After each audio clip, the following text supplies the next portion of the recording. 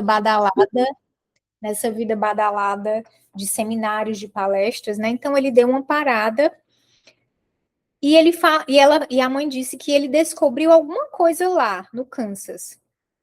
Não me pergunte o quê. Naquele verão, viajou ao Egito. Então ele estava lá no Kansas, né, nos Estados Unidos, e de repente foi para o Egito, né?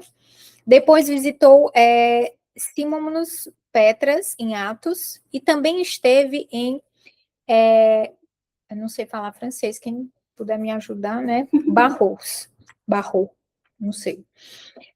Com os beneditinos. Então, quando você pedir ajuda ao nosso amigo ChatGPT, então quando você coloca esses três pontos, essas três cidades, elas se conectam da seguinte forma, que você tem o nascimento da cultura beneditina, né, o advento dos monges beneditinos, que começa lá nos isolamentos no deserto, no Egito. Então, foi o berço do monaquismo, foi no deserto, no século III e no século IV. Então, ele foi fazendo quase com uma viagem de peregrinação. Então, assim, provavelmente ele foi tocado pela vida de um monge beneditino, é o que a gente acha que pode acontecer, e ele foi investigar as origens do movimento beneditino, né? Poxa, então, quando foi que surgiu o primeiro monge, né? Então, ele foi lá. E o segundo, na cidade de Petras, tem um centro espiritual também de monaquismo ortodoxo. E Barros tem um mosteiro beneditino que é muito tradicional na cidade de Provença. Então, esses três pontos, essas três cidades, elas se conectam por essa questão histórica, né, da origem dos monges beneditinos. Então, assim, em alguns momentos da vida, diante do testemunho da vida de algumas pessoas, a gente se sente tocado, né? E a gente começa a fazer certos questionamentos sobre a nossa própria vida, né? Então, quando a gente vê alguém que fez escolhas de repente diferentes, alguém que tem uma centralidade na vida muito clara, muito limpa, né? Então, você olha para essas pessoas e, caramba, essa pessoa parece que enxerga com uma clareza que eu não tenho, né? Então, em algum momento na vida pode ter sido isso que fez com que ele tivesse essa virada na vida dele, né? Que a mãe não sabe, mas ela deu essa pista para a gente aqui quando colocou essas cidades, né? Essa viagem que ele fez. E outro ponto também, ainda falando da mudança dele, lá na página 115, essa parte que é muito interessante, porque provavelmente ela foi o que aconteceu com a maioria de nós e ainda acontece, né? O que quero dizer é que não foi meu filho quem calcou sua crença nessas crianças. Aqui a mãe estava a senhorita Prim estava questionando a forma como as crianças viam a religião, né? Como se o homem da poltrona fosse muito rígido, impusesse que elas fossem à abadia, impusesse que elas tivessem uma vida religiosa. Aí a mãe fala aqui: o que quero dizer é que não foi meu filho quem inculcou sua crença nessas crianças. Ele já dera um ou outro passo quando se encarregou delas após a morte da minha filha. Já havia descoberto a profundidade do pensamento e cultura cristãos e apreciava extraordinariamente a beleza do culto. Mas ainda não dera o passo final. Estava, por assim dizer, no limiar. Não entende o que estou tentando dizer-lhe? Não foi ele quem fez nada, foram elas. Foram as crianças, precisamente as crianças, que o levaram até onde está hoje. Então, isso daqui, por quê? Aqui você vê a transformação dele por uma coisa chamada paternidade. Perceberam? Sim. Porque ele não tinha filhos. E quando ele adotou os sobrinhos após a morte da irmã, ele se tornou pai. Então, o que fez o grande turning point na cabeça dele? A paternidade. Né? Então, ele já trazia inquietações, dúvidas, Mas com a chegada da paternidade e o que aquelas crianças trouxeram do elemento sobrenatural para a vida dele, aquilo, né, mudou completamente a vida dele, né? Eu achei muito legal porque, assim, isso acontece muito na vida de nós mulheres após a maternidade, né? A gente pensa uma coisa e quando vem a maternidade de uma forma ou de outra, você, poxa, peraí, né?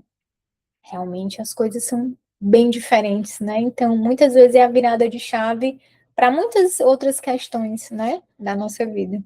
Achei muito, muito legal que a mãe trouxe esse elemento, né, íntimo, né, da vida dele, que ele não teria como compartilhar com a senhorita Prim, né? Não, pelo menos agora, né? Não tem intimidade ainda. Não, não tem intimidade. A intimidade que tem é os fight, né? É para são as brigas intelectuais, os diálogos intelectuais, né? A briga vai nesse sentido. Então, a chegada da mãe do homem da poltrona marcou um antes e um depois na existência da senhorita Prim. Então, foi uma chegada bastante animada, né? Meninas, a ajuda de vocês aí. Alguém quer falar um pouquinho sobre a página 116, que ela vai ter uma descrição ali da história, que vai entrar a nossa querida Eugênia Motti, né? Tadinha da Eugênia, né? Eugênia é a figura. A Eugênia deveria ser uma fofa, né? Assim que você chama ela para tomar um café e passar a tarde com ela, né? Uma fofinha, linda. Eu até mandei para o grupo, acho que tu ainda não tinha entrado, Janice. Eu coloquei no chat GPT a descrição da escola, né? As folhagens e tal. Aí ele gerou uma imagem de IA, né? Poxa, muito bonita. Depois eu vou te mandar. Da escola com as roseiras e tudo, assim, bem, bem bonito. Que às vezes ajuda a gente, né? A ver a imagem.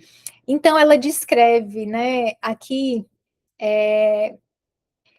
a escola, né, o elemento da educação no livro, ele é muito importante, né, porque ele tem muita questão do homeschooling, né, dos pais como os verdadeiros protagonistas, né, da educação dos filhos, e a escola é como se fosse, assim, um suporte, né, mas o principal realmente são os pais. E aqui ele fala, né, que é localizada no centro da vila, justo na praça principal. A escola de Eugênia Motti era rodeada de uma cerca de madeira literalmente esmagada pelo peso de abundantes rosais de densa folhagem que o outono já havia conseguido domar. Então, assim, era tão importante a questão da escola, né, que ficava num lugar onde toda a cidade poderia ver e acompanhar, né?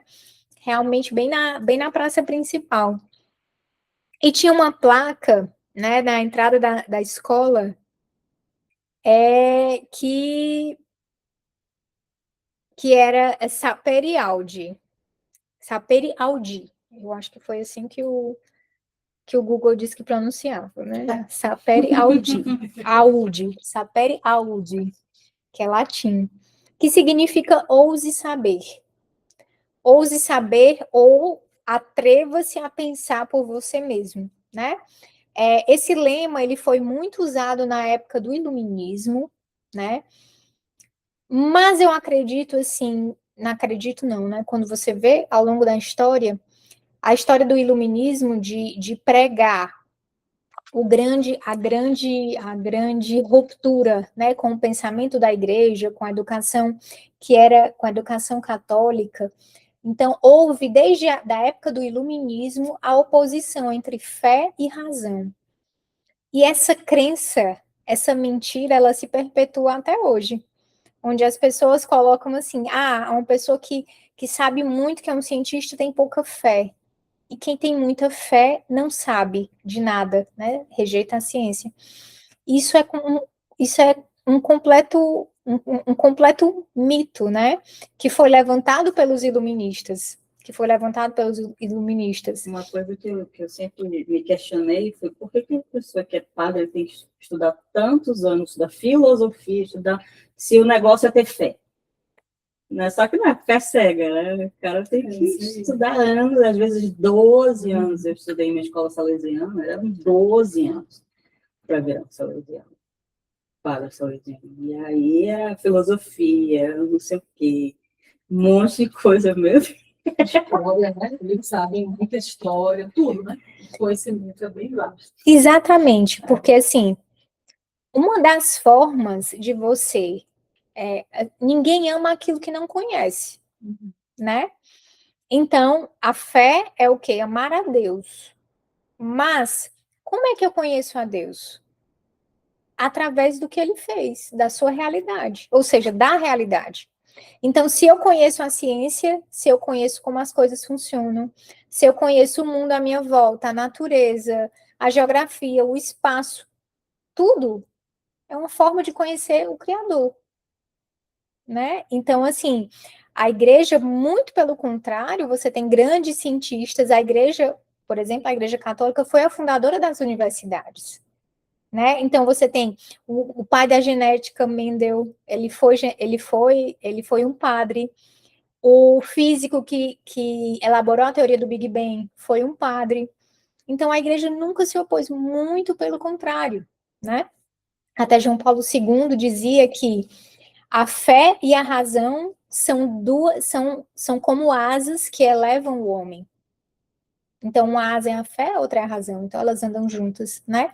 Então, eu achei interessante que a escola tem o lema do iluminismo, mas também traz esse outro aspecto, né, de quebrar essa crença que fé se opõe à razão, e na verdade nunca se opôs, né, muito pelo contrário, né, hoje é o que a gente mais vê é o estudo realmente levando muitas pessoas a crerem ainda mais, né, é como se a gente que é médico, né, Janice, o pessoal diz assim, não sei o quê, você não pode, se você estuda muito, você perde a fé. Na verdade, sim. Se você, por exemplo, estuda fisiologia humana, é impossível você não ter fé. É impossível. Tem coisas que você não entende. Se a pessoa, ei, Janice, É. se a pessoa vê um capítulo de endocrinologia na vida, ela vai saber que não existe acaso, porque é impossível, né, aquilo acontecer de maneira tão perfeita que um hormônio num canto faz uma coisa, um hormônio é uma loucura, né, Janice? Então, a comunicação não. é tão perfeita que você não tem como explicar. Aí não dá para explicar. Aí não dá, né? Mas eu achei interessante esse lema na escola. E senso, eu anotei aqui, senso de responsabilidade, só para encerrar o assunto aqui da escola, né? Naturalmente, ela contava sim, a senhorita Pim queria saber como é que numa escola tinha roseiras tão bonitas. Né? Porque, pô, a meninada vai tirar, os meus não podem ver o flor que querem me dar, né? Então, os meninos iam levar todas as flores da escola. Aí ela mostrou como é que ela fazia. Não, eu torno cada criança responsável por uma roseira no começo do ano letivo. Então, eles se orgulham de cuidar de ter suas roseiras bonitas.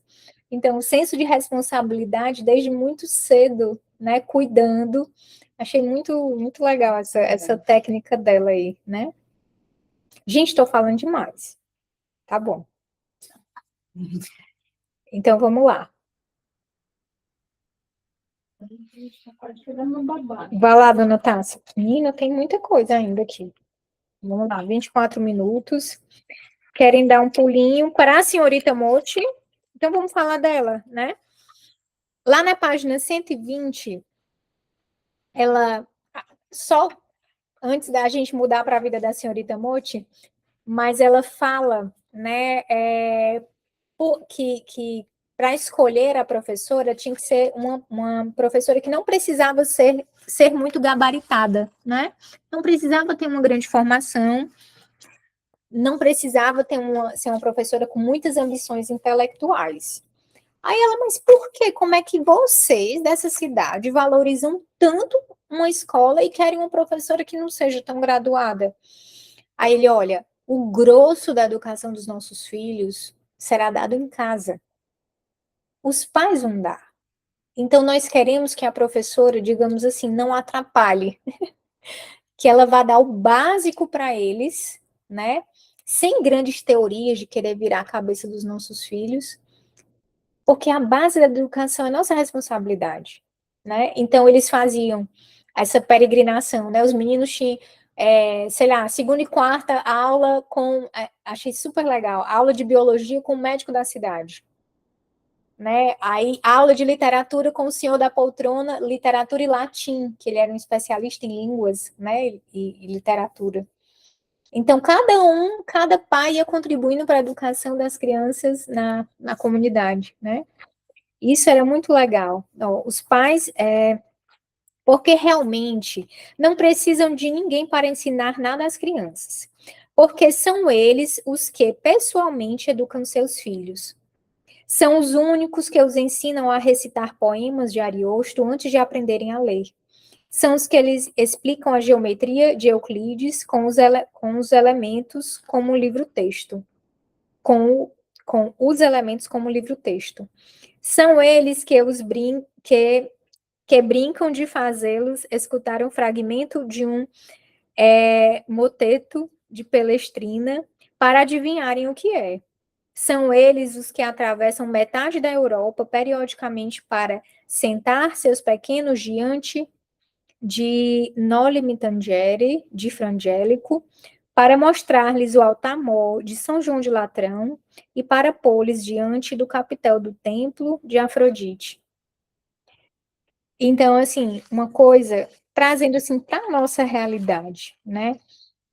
Os pais, eles funcionam como aqueles que vão apresentar a realidade, o mundo para os filhos, né? Com a visão que os pais têm de mundo, né? E que querem passar para os filhos. E a escola, ela é para dar uma continuidade, para ser uma extensão disso. E não para ser a oposição do que a família quer para os filhos, né?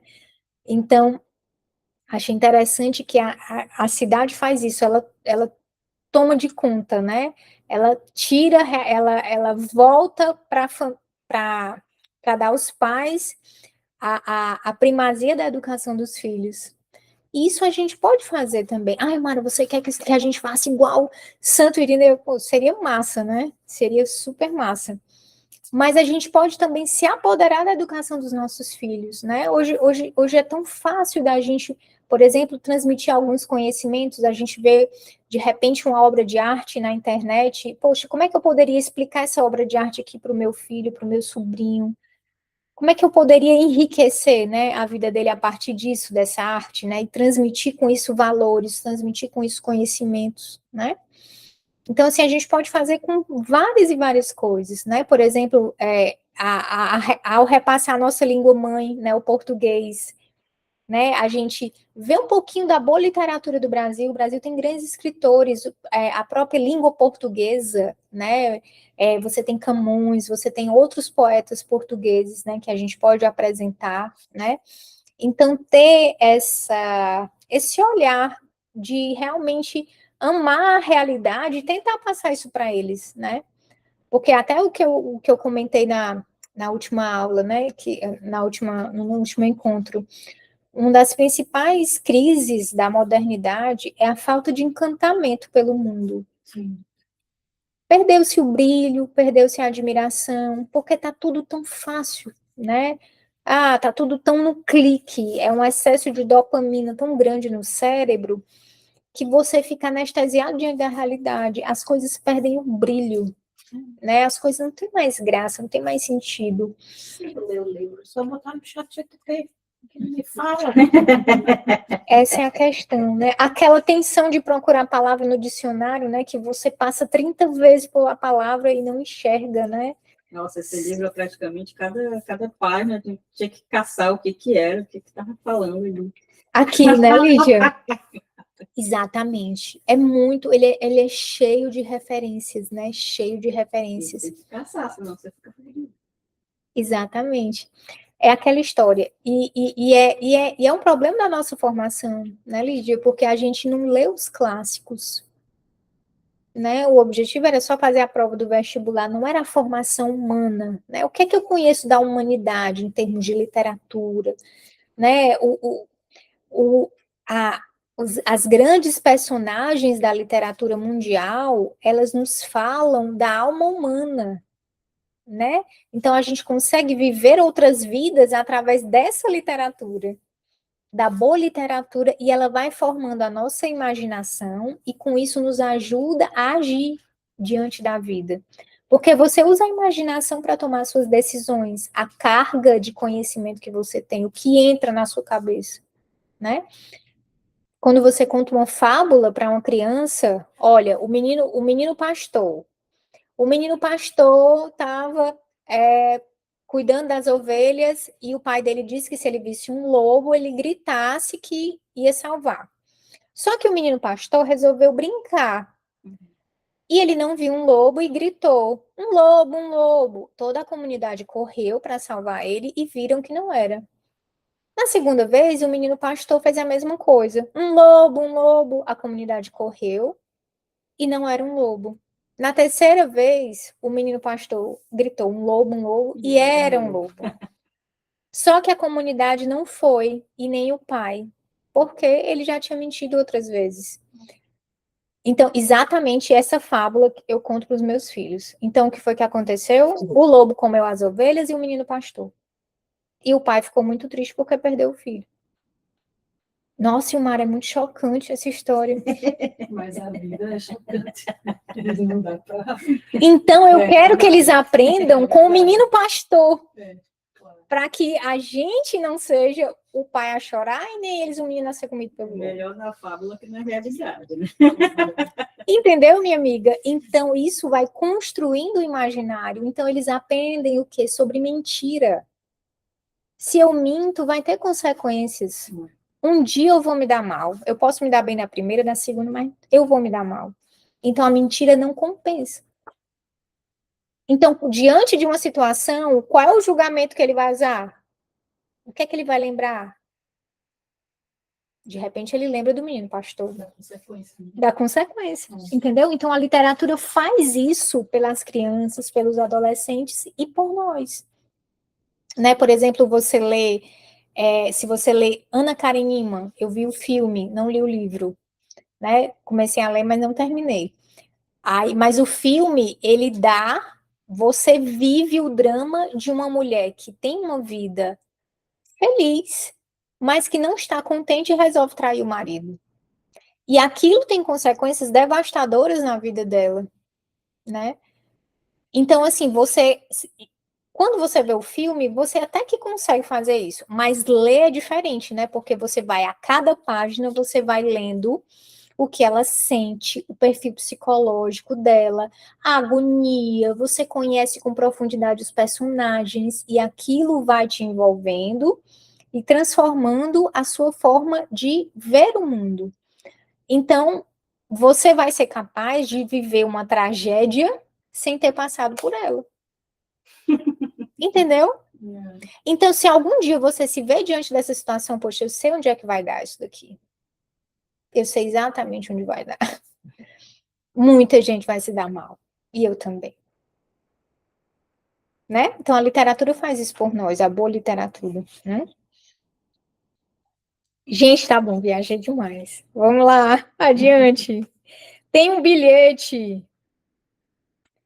Um bilhete da Hermínia, lá na página 123. Alguém lembra do convite do bilhete?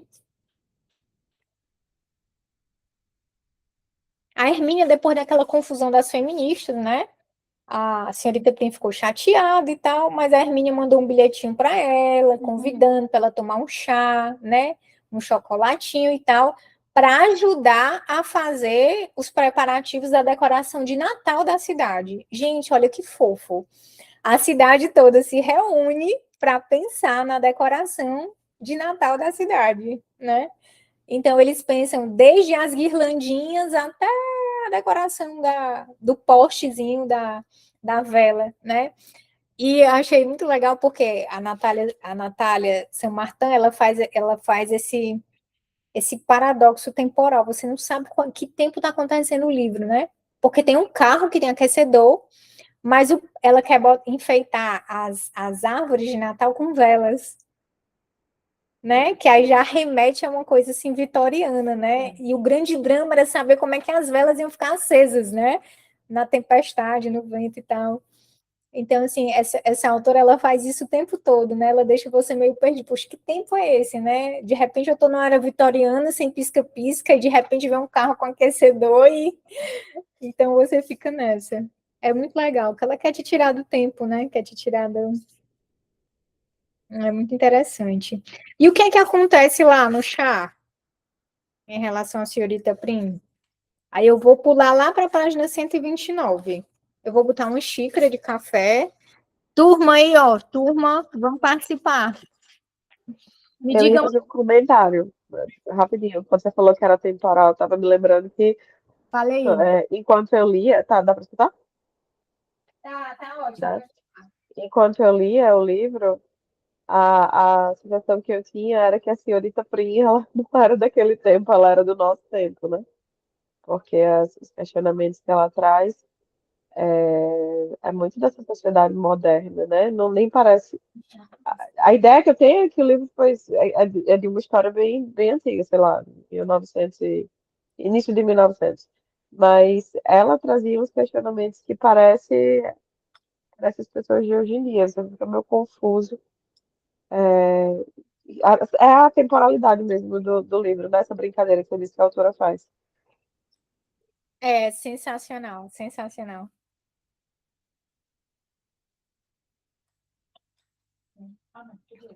Ó, deixa eu ver aqui o que foi que a Bruna colocou. Para achar, né? Que não tem número. Eita, cadê o chat? Que a Bruna colocou uma coisa.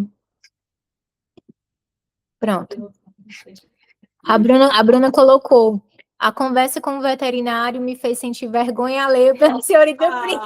Foi muito Pô, gente, foi muito bom. Vergonha Nossa, alheia. Total, a Bruna definiu vergonha alheia. Você fica com pena. Pô, o juiz foi sacana, cara, foi sacana. Acabou com a raça dela.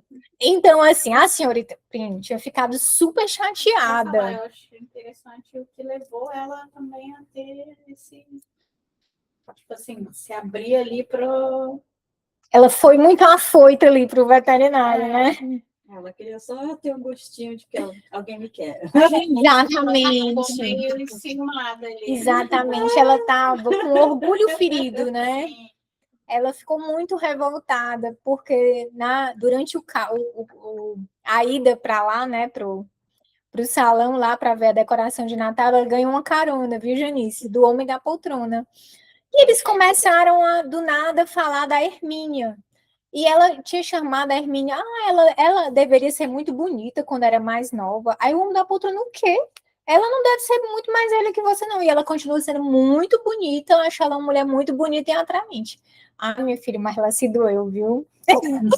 Ela ficou revoltadíssima com essa história. Então... Esperar ela para dar carona de volta, ela Que precisava. Volta andando para casa. Como você é rude. Você é muito rude, indelicado. Não, e o mais engraçado, ela dizendo, um patrão falar assim na frente da funcionária, isso deve ter alguma ilegalidade.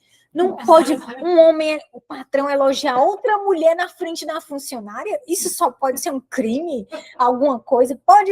E ela ficou... Ela que se considerava super lógica, super... Uhum. Ciúme. Nessa hora, Esse papo dela. Pois é. Aí quando chega lá na festa, tá o veterinário, jovem, né? Ela sentou lá na mesa do veterinário, ela era mais duas, era a Amélia, né, que trabalhava no caso do juiz, o juiz, o veterinário e ela. Então ela viu ali o veterinário, solteiro. Opa, agora que eu vou, né, ter um flerte aí. Ela não aprova, né? Ela achava que ela não quer você mentir. Fala uma mentira, que ela fala que gosta de animais. Cara, ela não falou que gosta, né? Ela falou que ama animais. E ela percebe isso, Foi né? muito bom. Porque ela falou aquela mentira para exatamente o que ela não gostava lá. Algo que ela não Ah, tá aqui, cidade ó. grande. Eu adoro animais. Não foi ama, né? Foi adoro. Eu adoro animais. Disse com seu melhor sorriso. Eu adoro animais. Pô, querendo conquistar ali o veterinário, né? Abrir esse canal aí de diálogo com o veterinário. Só que o juiz, cara, o juiz foi extremamente. Mas assim como? Aí ele foi Qual investigando. Qual animal? Você tem gato? Não. Quando- Não, você tem cachorro? Não. Você tem um passarinho? Ela, não. Você tem gato? Ah, você tem cara de quem tem gato. Você tem um jeito felino, né, de ser. O cara fala que é veterinário e ele fala, e aí o juiz fala, aí ela, tipo assim, ai, como fosse muito legal, ele fala, você já viu legal, tipo, ter que enfiar o braço na vaca, né? Isso Sei lá o que é, né? foi Tipo, engraçado. ela, não, né? Tipo, essa parte, a parte bem brusca da veterinária, ele fez A gente questão não precisa amar é, desse ponto, né? é. Ele tá vendo toda a intimidade lá da vaca e tal.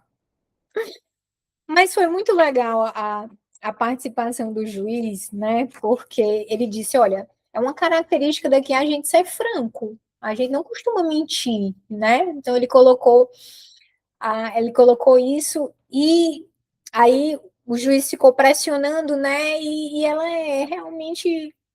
Eu gosto de animais assim abstratamente. É tipo assim, eles lá no canto deles e eu no meu, né? É o famoso, eu gosto dele lá na casa dele e eu na minha, né?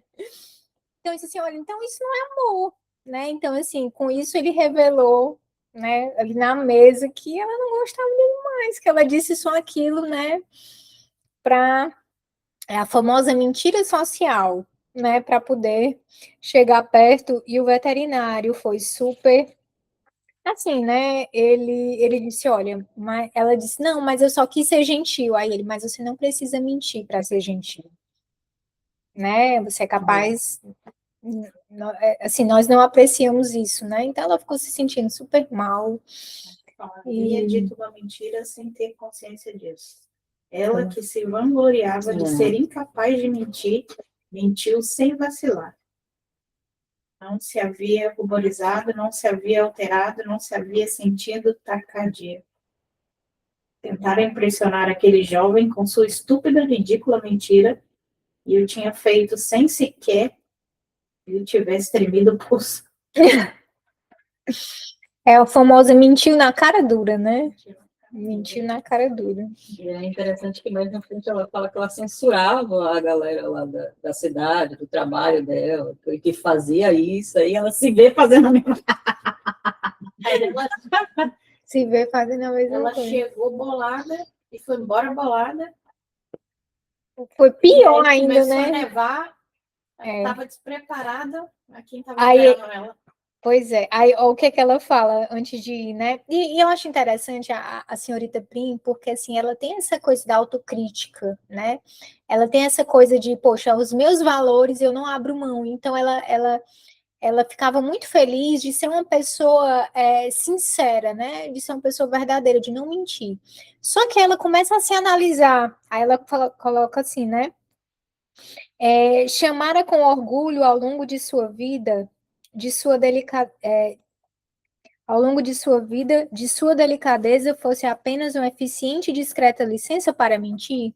Então ela começou a analisar, poxa, será que eu dizia que eu era delicada com as pessoas, mas na verdade eu estava mentindo? Né? Então eu queria ser delicada com as pessoas, mas não contrariava, acabava mentindo, né? Nunca me impunha, nunca contrariava, né? E mentia, né? E ela dava o nome disso de delicadeza, né? Então, nesse momento, ela descreve: poxa, eu era uma mentirosa, eu tinha licença para mentir e chamava isso de delicadeza. Ela mentiu para ela mesma. Ela mentia para ela mesma, ela chamava isso de delicadeza. E quantas vezes a gente não dá o nome errado às coisas, né? A gente acha que é uma coisa, que acha que é até uma característica boa nossa, mas quando a gente vai ver, realmente, na verdade, não é.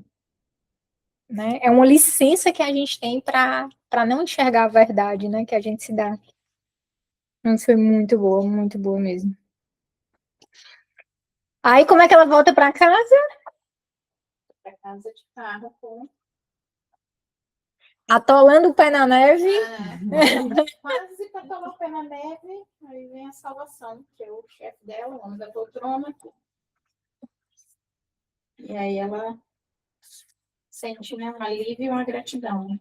Ele promete que ele não vai falar nada, porque acho que ele deve ter percebido, né? Que ele deixou ela braba. Não, mas ele, pois é, ela ficou Ainda. chateada, É. né? Aí a questão é que ele, ela acaba se abrindo com ele, né? Aí tu quer comentar essa parte, Tati?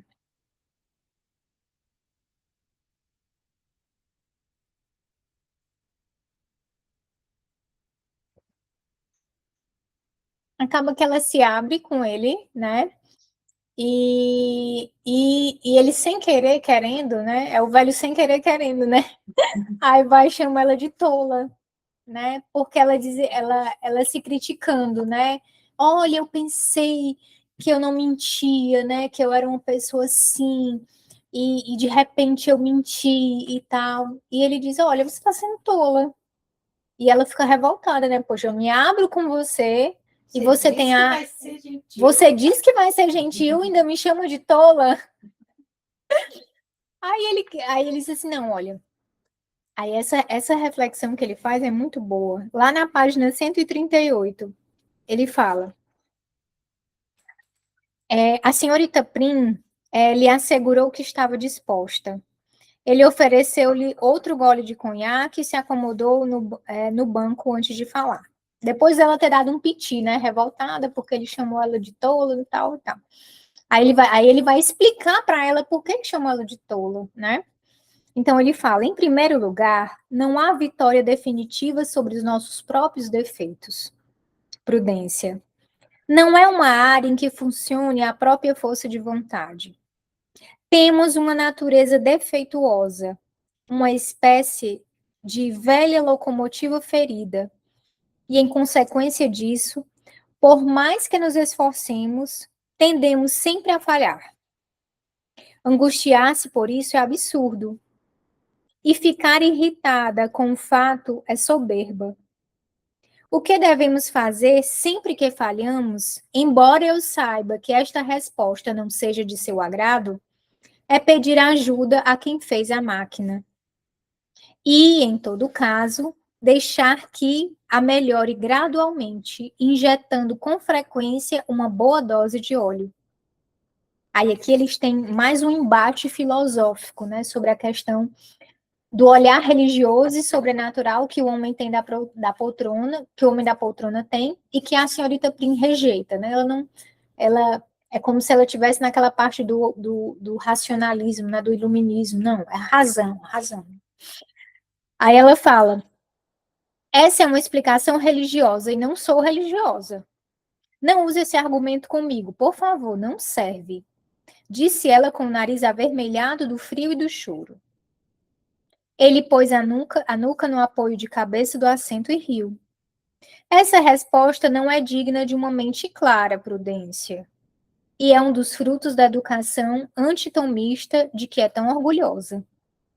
A questão aqui, ou em qualquer outra discussão, não é se a minha resposta é ou não religiosa, mas se é ou não verdadeira. Aqui ela está usando um argumento para desqualificar a resposta dele, que é chamar de religioso, mas ela não atacou o argumento. Ela não foi capaz de contra-argumentar, né? Ela só atacou. Ah, é religioso, eu não quero ouvir, né? É religioso, eu não sei, não quero, não, tá errado, só porque é religioso, né? Aí ele não vê a diferença. Responda-me com argumento, Prudência. Diga-me que acredita que não é verdade o que eu digo. Explique-me por que isso não é verdade. Mas não me responda que meu argumento não funciona porque é religioso.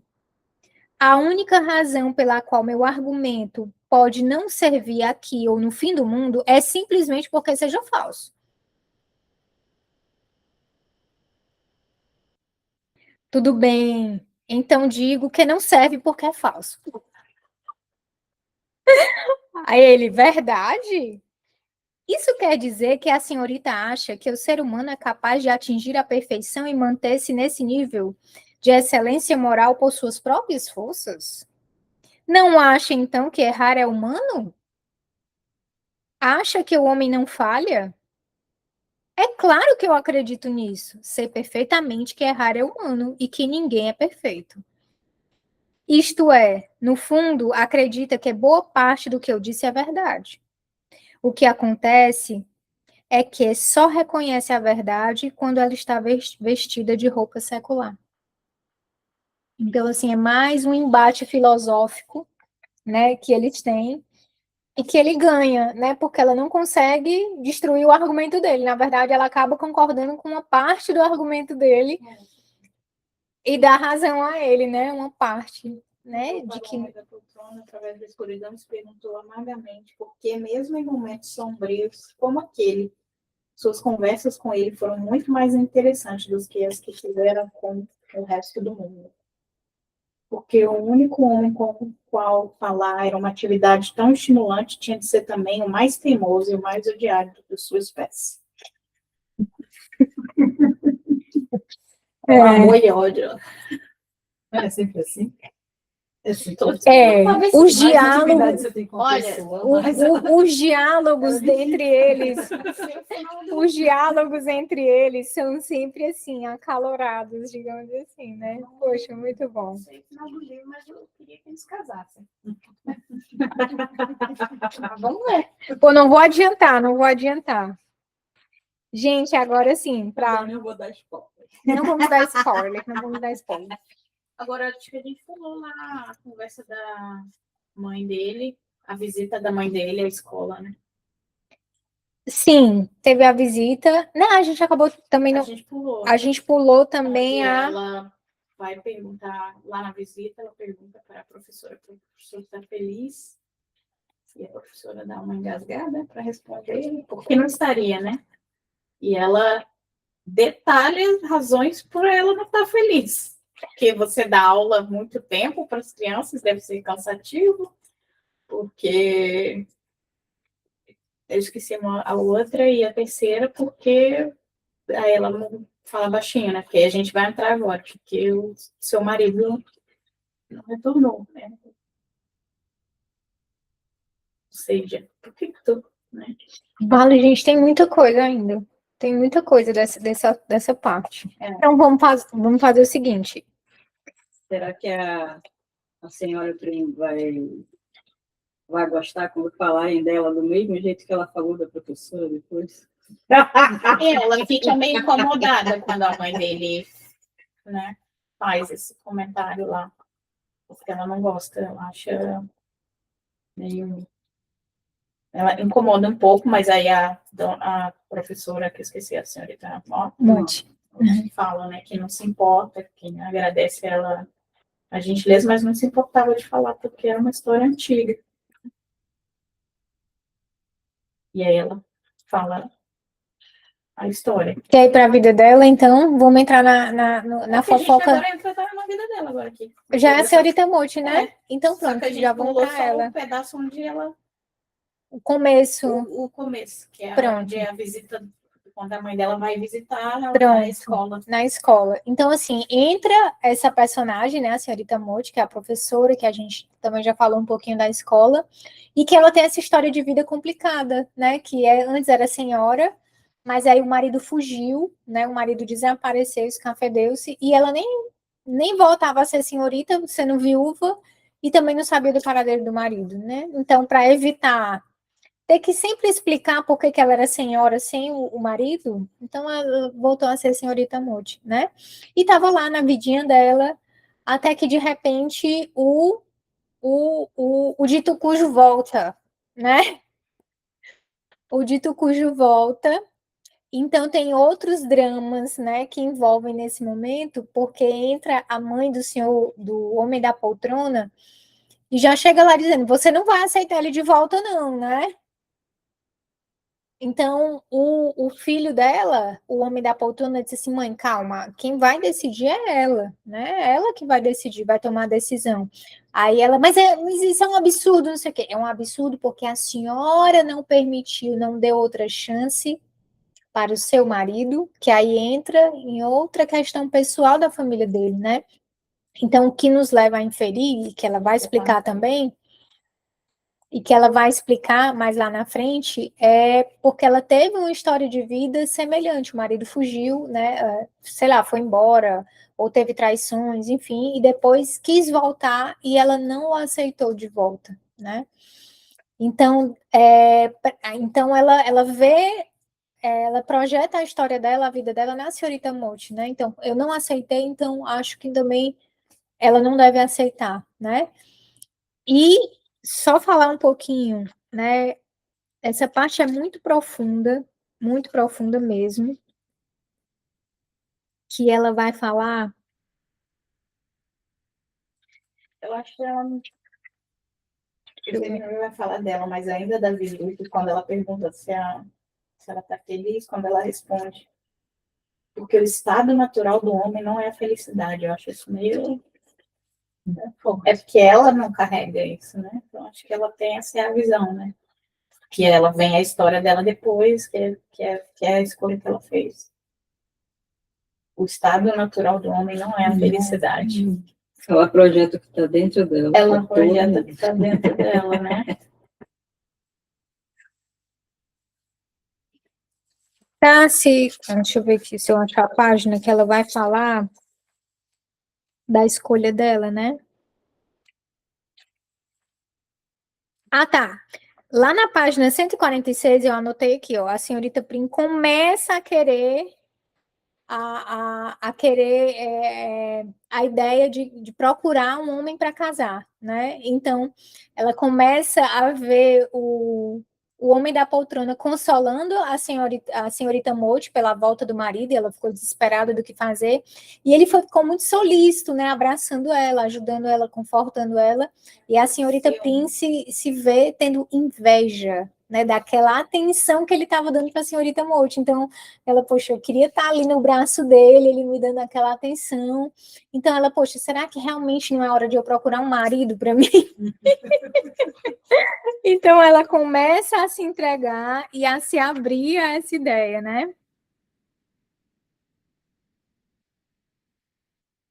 Deixa eu ver. Pronto, é lá na página 150. Aqui traz uma reflexão muito interessante e muito delicada, né, sobre eu acho, sobre as escolhas, né, mas também sobre um aspecto muito difícil de muitas famílias, que é a questão do divórcio, né?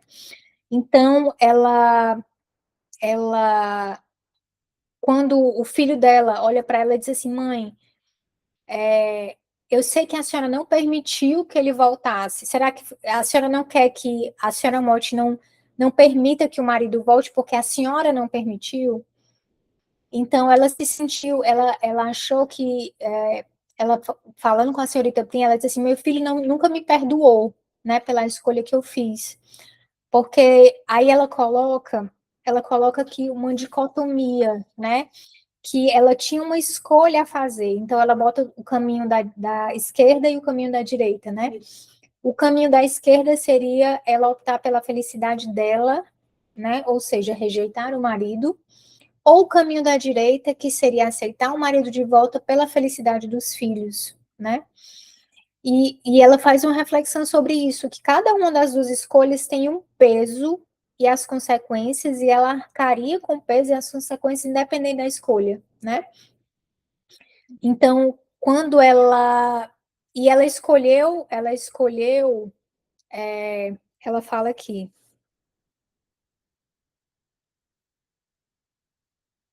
Mas assim, eu acho que No caso da senhorita Monte, é bom que ela não tinha filho, né? Pelo menos não é citado no livro. Que se ela tinha filho ou não não. Eu tinha, imagino que ela não tinha. também Então, acho. assim, não foi tão doloroso o que aconteceu depois. Porque imagina, as crianças se sentirem abandonadas uma segunda vez. Sim, sim, sim.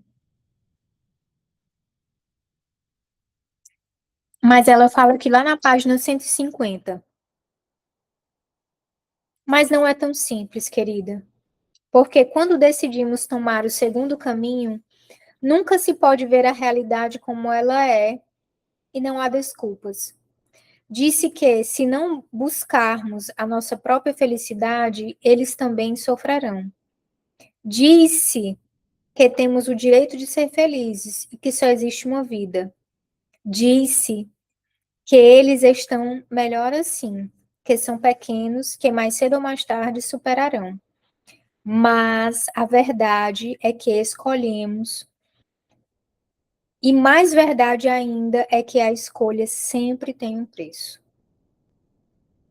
Então, assim, pela postura dela, né, e pelo que a fala dela, a gente pode inferir que tem uma certa carga de arrependimento, né? Que ela, poxa, eu escolhi por mim, a minha felicidade.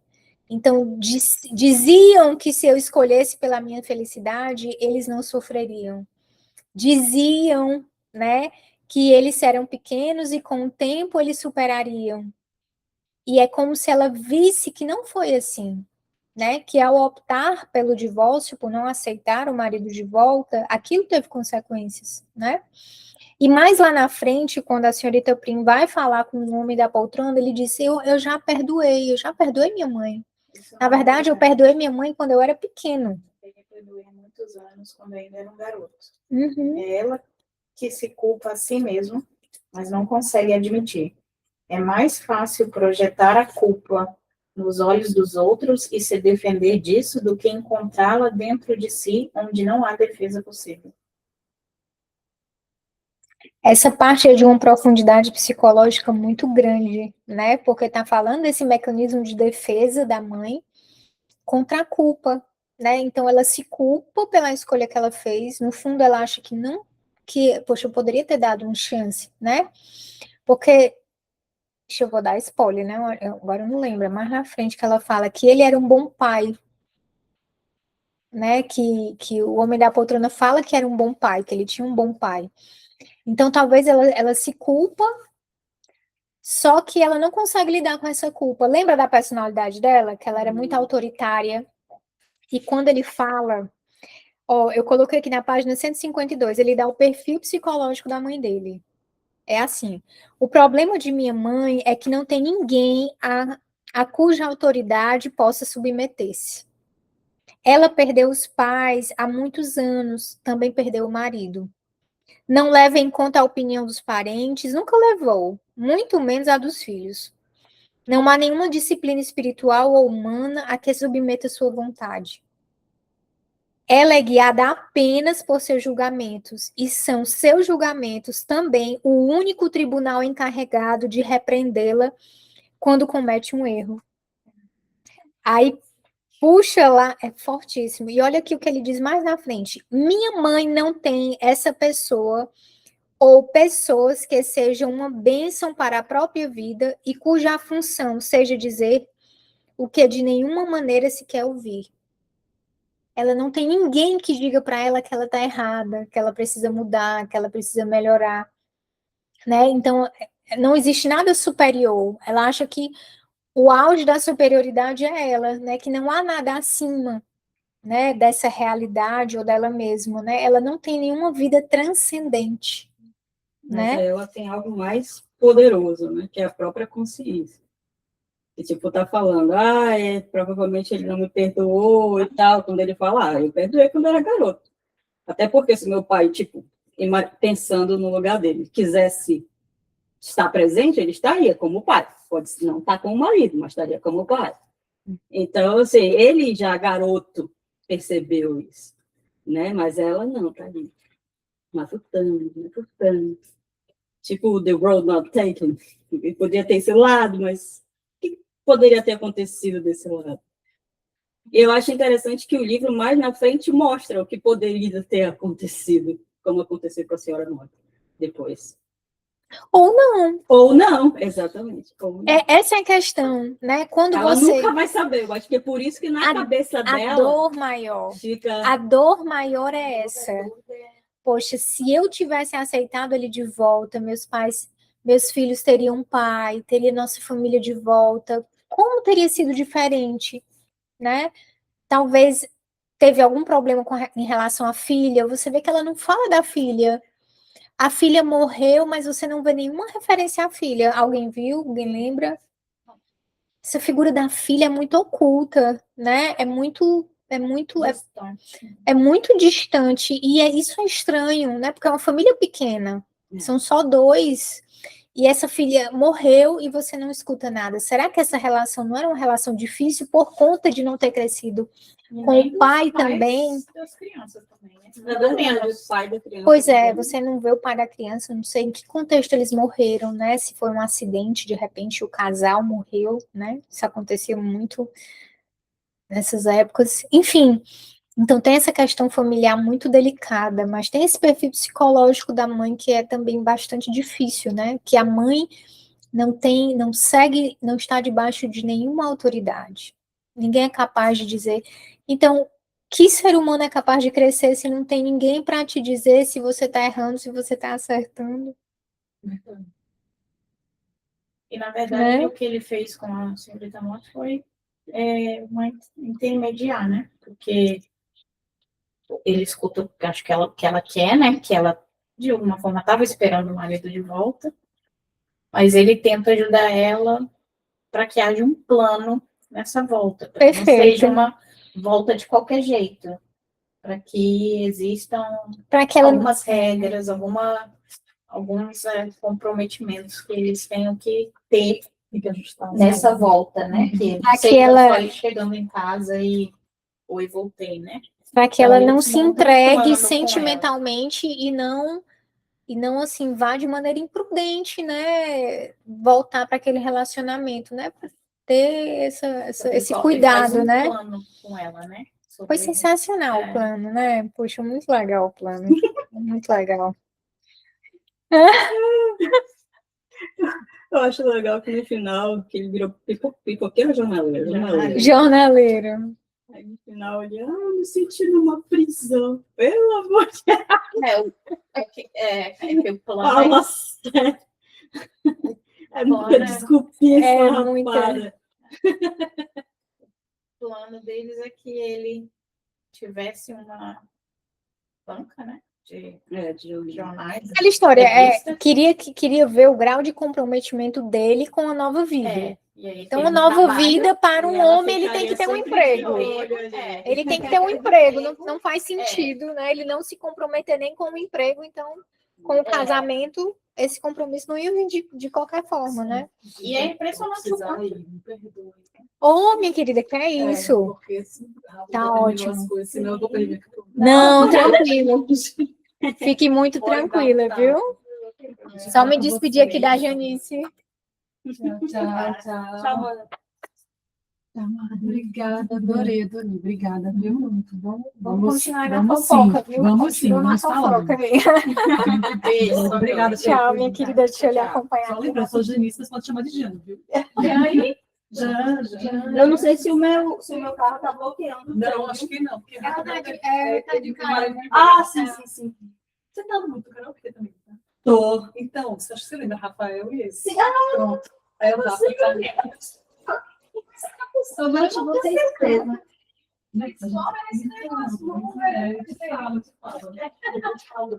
Vai lá, toma.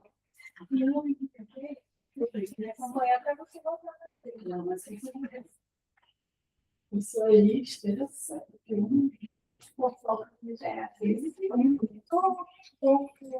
acho que vai estar assim.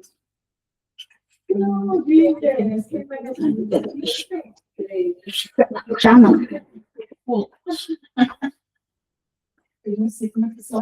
Pois é, menina, eu acho que a campainha ela deve estar apertando direito. Eu cheguei aqui, apertei a campainha, Aí ninguém veio e eu vi, tipo assim, pouca luz ali. Aí eu pensei, porque no outro apartamento, quando eu tinha, eles ficavam na mesa, né? Eu falei, bom, eu não vi ninguém à mesa. Eu falei, gente, Mas estranho, é porque quando ela chegou, ela fez a campainha. A gente ouviu. gente, e eu toquei, aí eu fiquei, cara, será que tô no lugar Será que errado? tu deve já ficou meio com receio de apertar e não apertou? Não sei. Não Eu acho apertou, também que eu fiquei com apertou medo de estar no as lugar crianças. errado, porque tava tão. Tipo Escuro. assim, e não vi ninguém, eu fiquei com medo de estar na casa errada. Aí eu fiquei zanzando de um lado pro outro, cadê 43, cadê 43? Aí é 29, Pronto, aí tinha meninas, 29, voltando. Voltando para eu tentar encerrar no tempo, mais ou menos, né? Eu fiz as anotações aqui na página 153, porque ela fala essa frase, né? Que a beleza salvará o mundo. Ela ficou com essa frase, né? Aí ela solta assim do nada, né? Que beleza, saudade. Que a beleza salvará o mundo. Mas depois eu mando para vocês, porque tem muita coisa ainda para comentar, muita coisa legal que a gente precisa ver. Turma, tem um papo que eu acho que a gente vai encerrar com ele, tá? Porque se resolve a questão lá da senhorita Monte, né? Infelizmente o desfecho não é bom, né? Ai, eu dei spoiler. Ai, eu falei também, vala-me Deus, é mesmo. Enfim, Foi mal, gente. pronto. É a Então, boca de assim, sapo. eles estão aí nessa questão da execução do plano, que o plano é ele se responsabilizar, ter um emprego, e ele ficar ali mais ou menos nas vistas da cidade para o pessoal ficar de olho nele, né? Para ver se ele não vai fugir. E ela, né? Do Ela outro fica lado feia. da escola. Tem como ver. Não tem outro, não tem outro jeito. Mas tem uma discussão que é muito, muito boa, que é sobre o casamento. E ela vai lá pedir ajuda para a Liga das Feministas, né? E começa um papo muito, muito, muito interessante sobre o casamento. Que ela vai falar sobre a harmonia. Ai, adorei que a velha chegou e botou todos os pratos ali. Então, assim, começou a falar que, não, casamento é isso, não sei o que, não, peraí, deixa eu colocar no seu devido lugar, né? Aí ela vai falar sobre harmonia. E quando ela fala sobre harmonia, ela fala, né, que é a devida proporção e ordenação das partes dentro de um todo. O que significa harmonia? Então, significa que cada coisa ocupa seu lugar adequado. Cada parte ordenada a um fim correto. E todas as coisas cooperando para o bem do todo. Aí você começa a aplicar a definição de harmonia para a vida conjugal, para um casamento, né? Então, e aqui, ó, e toda essa harmonia, ela contribui para a perfeição do todo. Então, ela vai falar aqui que casamento é justamente isso, né? E ela vai também falar, ela vai opor a visão dela de casamento, essa visão do casamento como harmonia, ela vai opor essa visão de Balzac, né? O que é que ele diz do casamento? Lá na página 161. Então ele fala, ó, mas o que Balzac dizia do casamento? Insistiu a bibliotecária. Dizia que o casamento deve sempre lutar contra um monstro obscuro, assinalou Emma com um piscar de olho. Ele estava referindo-se à rotina, apontou sua amiga. E não é verdade? Nem um pouco.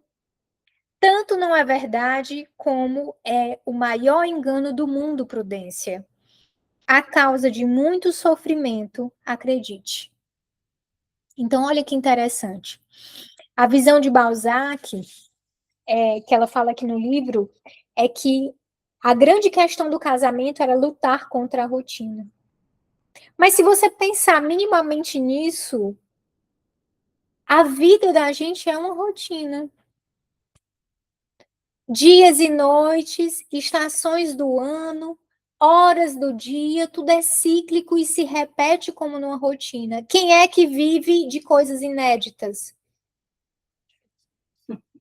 É impossível, porque se eu tenho uma coisa inédita todo dia, o nome disso é o quê?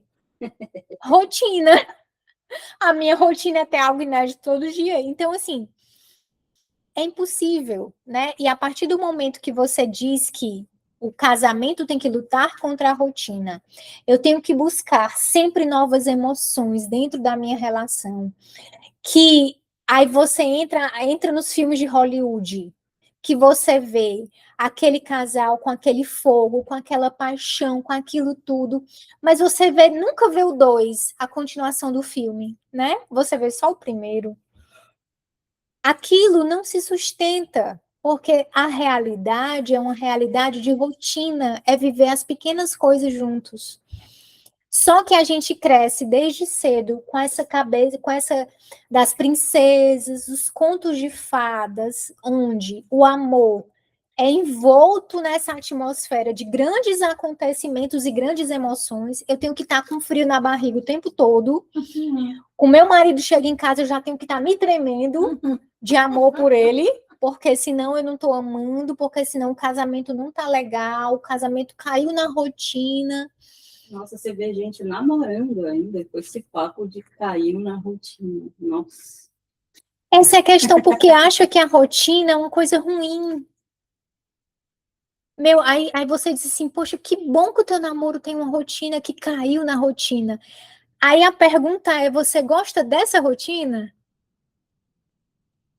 É possível você construir uma rotina e ser feliz nas pequenas coisas do dia a dia, sem aquele frio na barriga te arrebatando o tempo todo, sem aquelas emoções te arrebatando o tempo todo? É possível você descobrir a felicidade nessa rotina? Aí ela faz uma comparação belíssima em relação à estepe russa, né? Que quando tá ali na neve, tudo morto, né? Aquela vastidão ali sem nada, né? Tudo morto. Mas na primavera, as tulipas lindas, né? Tudo floresce e é bonito. Então ela fala assim, poxa, o casamento é isso. O que a gente consegue fazer com que nasça ali na rotina, naquela dificuldade, aquilo que vai ser lindo e aquilo que vai sustentar toda a relação, né? Então ela traz esse despertar de enxergar a beleza na rotina e que a verdadeira felicidade no casamento é essa harmonia dentro da rotina. Tulipas nascidas todo ano e que cobrem a estepe sem que ninguém as plante. Pois é disso exatamente que se trata. A rotina não é como a estepe, não é nenhum monstro, é um alimento. Se a senhorita conseguir fazer que algo cresça ali, pode ter certeza de que esse algo será forte, verdadeiro. Então, olha essa concepção de casamento, que beleza, né?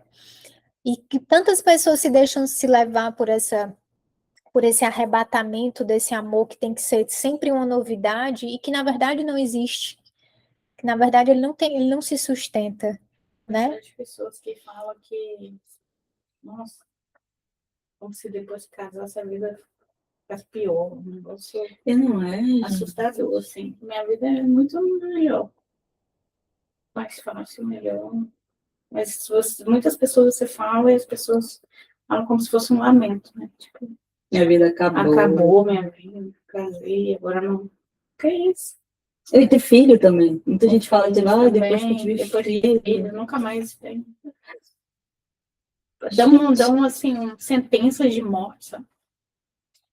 Tipo assim, a pessoa adora fazer um esporte, porque depois que eu tiver filho, nunca mais vou poder fazer isso. Que isso, gente? Não, nunca mais vai dormir direito. Nunca mais. Vai Pode ser que seja assim, não? Direito. Essas sentenças de morte, assim, né? Eu escuto muito, muito. Assim, talvez isso seja verdade no sentido de que você precisa matar uma parte sua que às vezes é muito forte, que é o egoísmo, né? Então, diante de um casamento, você precisa também, tanto que a senhorita Prim, quando vai falar dos pretendentes dela lá na frente, né, diz assim, olha, eu acho que eu não amava Porque eu nunca pensava na felicidade dele, eu pensava mais na minha. E ele, do jeito dele, ele também pensava mais na dele do que na minha. Então, de alguma forma, você precisa matar uma coisa que é ruim sua, né? Que é o egoísmo. E você ter esse amor sacrificial, essa capacidade de se oferecer para o outro, né? Como sacrifício. Um sacrifício de amor, né? De doação. E para os filhos também é assim, né? Aí o pessoal fala muito, romantiza a maternidade. Não, não é romantizar, é ver a vida como ela é, mas ter a capacidade de se surpreender e de ser feliz dentro de uma rotina. E equilíbrio, né? Não é só 100% os filhos, não é só 100% o marido, não é só 100% eu. É equilíbrio. O tempo do marido, o tempo meu, o tempo dos filhos, o tempo... E um com o outro, assim. Os filhos com a mãe, o filho com o pai, né? Cada um equilibrado. Aí entra a definição de harmonia, ó. Todas as coisas cooperando para o bem do todo. Né? Então, assim, essa parte, poxa, essa discussão foi muito feliz, porque você imagina jovens, meninas, adolescentes, começando a pensar sobre isso em relação ao casamento, o quanto elas vão ver com mais clareza quem elas vão escolher para a vida delas, né? Poder pensar nisso, você está vendo que a senhorita Prim, uma mulher madura, vai ter a ajuda de outras mulheres para escolher o marido. E faz coisas tão imaturas, né? Como tipo, ele me chamou de tola, ele hoje outra mulher. Mano, tu tem 15 anos? É um negócio assim. Então, tu imagina os adolescentes, que é geralmente na adolescência, ali, adulto jovem, que a gente escolhe para quem a gente vai casar, né? Então, quando você já vem com esse imaginário poluído de uma visão de casamento que não é a realidade, que não se sustenta na realidade, isso é muito prejudicial, né? Isso realmente destrói muitas famílias, destrói muitos relacionamentos, né? A pessoa tem a projeção do que é e não da realidade, né? Do que é como lá no mito da caverna, né? Só tem aquelas projeções do que pode ser, mas não quer dizer que aquilo é a realidade. Não enxerga. Os candidatos, o que era o chefe dela, sensacional, né? Que a mãe da poltrona, a mãe do homem da poltrona já corta esse, porque é atraente, desonesta e rico. Não, né? Boa. Não, é cilada, cilada total. Corta na raiz. Já fala logo, pode riscar. Esse aí. Não, e o bom que ela fala, né? Mas como é que eu vou achar? Não é honesto, rico, bonito. Pois é, complicado, né? Pô, cilada total, né? E ela, mas como é que eu vou achar? Como é que eu vou achar, né? E aí eles falam muito, é a segunda vez ou a terceira que eles falam no livro do conto A Carta do Edgar Allan Poe, né? Aí lá fui eu procurar o conto. Vocês procuraram o conto? Sim. Aí eu fui lá procurar o conto. Um conto deve ser pequeno, né, Lígia? Você lê e tal. Quando eu fui ver, amigo, o tamanho do conto, são 250 páginas. Aí eu, gente, eu vou ler outro dia, porque não tá dando, eu assim. Resumo. Eu fiz o que... Lígia. ChatGPT, resume para mim. Lígia, fala o resumo. É a sua hora. Fale o resumo aí para as meninas do conto, por gentileza. Na história, some uma carta super importante não lembro de quem é a pessoa lá. Só que no final, o ladrão da carta tinha colocado a carta em um lugar visível que ninguém iria pensar que a carta estaria naquele lugar. E aí chama o detetive para caçar quem é a pessoa, o ladrão, na verdade, o mais importante, onde está a carta. Porque a carta que é o importante. Aí, no final, estava em cima da mesa lá, em um lugar um pouquinho bagunçado na mesa, mas estava lá, à vista de todos. Qualquer um poderia olhar, olha, está aqui embaixo, está aqui a carta. Mas não, o pessoal preferiu fazer coisas mirabolantes para achar a carta, e a carta estava lá. E o ladrão muito, a pessoa que pegou a carta muito espertamente falou, ele não gosta, tá bem aqui. Tá muito Já na cara, sabia. eles não vão ter essa ideia. Então, aí ele cita nesse contexto que ela está dizendo, como é que eu vou procurar um marido? Então é isso, ó. O seu marido está perto de você, ele está na sua cara. Basta só você olhar, né, com mais atenção que você vai encontrar. E ela fica Né? intrigada. Como assim? E ela, como assim, né? Como assim? Como assim? Então, olha, não adianta, não deu spoiler não, viu, Lígia? Não, Aqui, ó. Ele vai embora. Ó, página 183. A notícia do desaparecimento do Sr. Mote sacudiu a placidez de Santo Irineu com a violência repentina de um soco no estômago. A senhorita Prim ficou sabendo no açougue, quando escolhia um enorme peru que pensava em assar para a ceia de Natal às escondidas da cozinheira. Nossa, foi perto do Natal, tinha esquecido desse dinheiro. Eu disse que não gostava, lamentou-se o açougueiro. Disse quando vi como ele atendia as pessoas na banca. Sempre parecia olhar um pouco para mais longe do que nós. Como um leão enjaulado, ansioso por deixar as grades para trás. Pobre senhorita Mote. Homens como esse nunca mudam. A bibliotecária deixou o estabelecimento apressadamente e correu para a escola. Uma vez ali, parou na porta sem fôlego. Ela não se atrevia a chamar. Não se atrevia a fazer nenhuma outra coisa além de ficar ali de pé, em silêncio, com um enorme peru nos braços. Os movimentos por trás das cortinas, lentos e dissimulados, fizeram não ter a esperança de que alguém tivesse detectado sua presença e a convidasse para entrar. Minutos depois, abriu-se a porta da escola e o homem da poltrona, com expressão séria, pediu-lhe que fizesse o favor de entrar. Então ele foi embora? Perguntou ela, ainda sem fôlego pela corrida e pelo peso do peru. A sala de aula estava vazia. Não havia crianças, nem tampouco aventais, caixas de lápis, giz, na base da lousa, mapas, figuras de madeira para ensinar geometria. Um arrepio percorreu as costas da bibliotecária. Quem foi embora? O senhor ou a senhora Mote? Não sabia. Os dois se foram, disse lentamente o homem da poltrona. Mas receio que não juntos. Talvez minha mãe tivesse razão, afinal. Sinto muito por Eugênia. Ela não merecia ser tratada assim. A senhorita Prim sentiu pena da professora, mas ainda não entendia o que havia acontecido. Para onde foi a senhorita Mote? O que aconteceu? O senhor Mote voltou a fazer o mesmo. Ela não voltou para casa ontem à noite. Deixou um bilhete dizendo que havia tentado, mas se sentia enjaulado. Ela fez as malas e foi para a casa da irmã. Creio que não voltará. Tadinha, morrendo de vergonha. Então, para você ver, né? Para a gente finalizar, é a profundidade dos dramas humanos, né? Ela deu uma segunda chance, ela foi uma mulher maravilhosa, ela perdoou, né? Mas a natureza humana é isso. As pessoas fazem suas escolhas e pela segunda vez ele escolheu isso, né?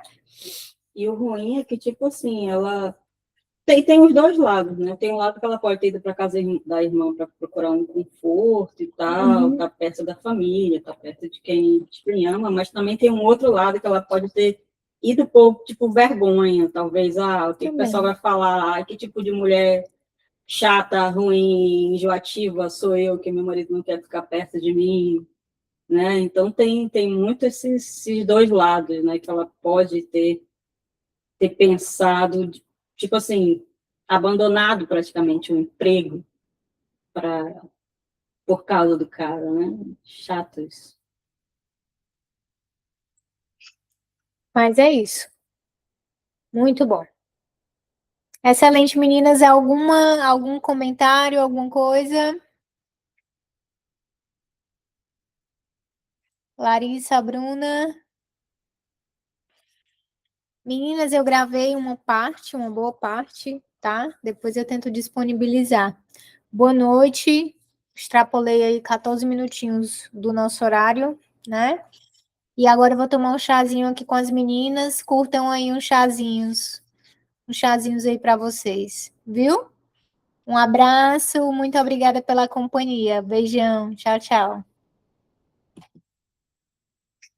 Tinha muita gente falando.